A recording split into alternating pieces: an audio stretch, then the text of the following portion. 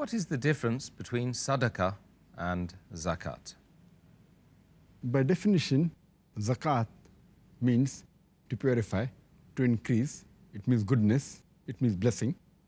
And Sadaqah comes from the root word sidq, which means sincerity. So it is the sincerity and faith of Allah subhanahu wa ta'ala.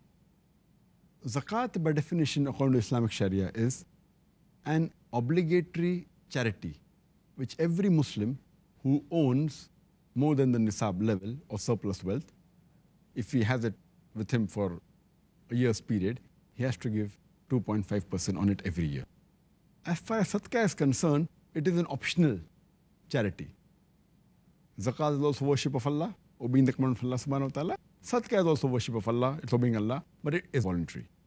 The major differences between Zakat and Sadaqah is that there are certain conditions required. For Zakat, number one, it is given on certain goods. For example, gold, silver, ornaments containing gold or silver, merchandise.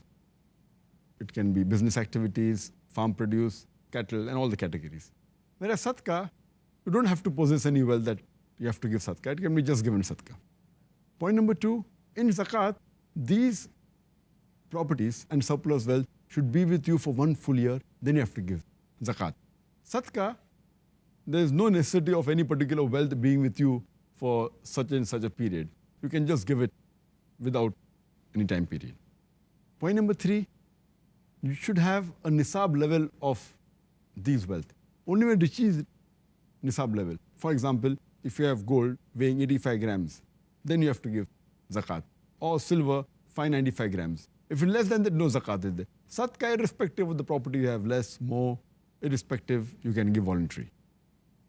The other difference is Zakat can only be given to the 8 categories who are permitted to receive Zakat in the Quran. Surah Tawbah, chapter number 9, verse number 60, the poor people, the needy, etc., which we discussed earlier. Sadaqah, it can be given to anyone.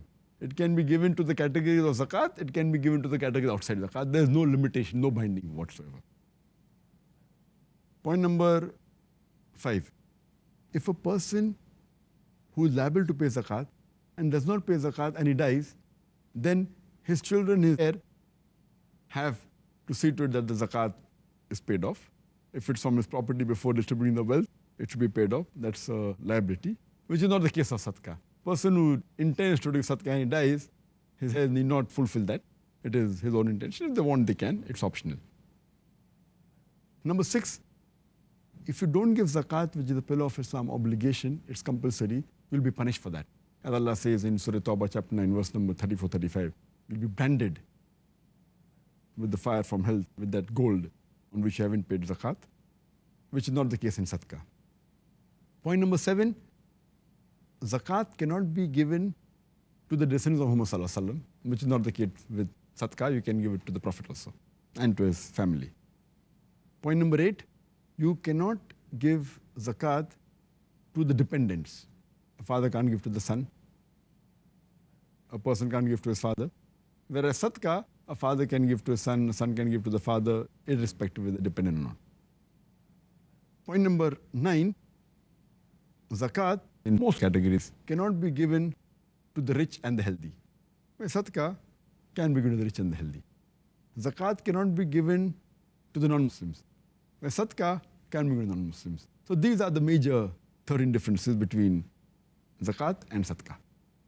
Well, thank you very much, Dr. Zakir.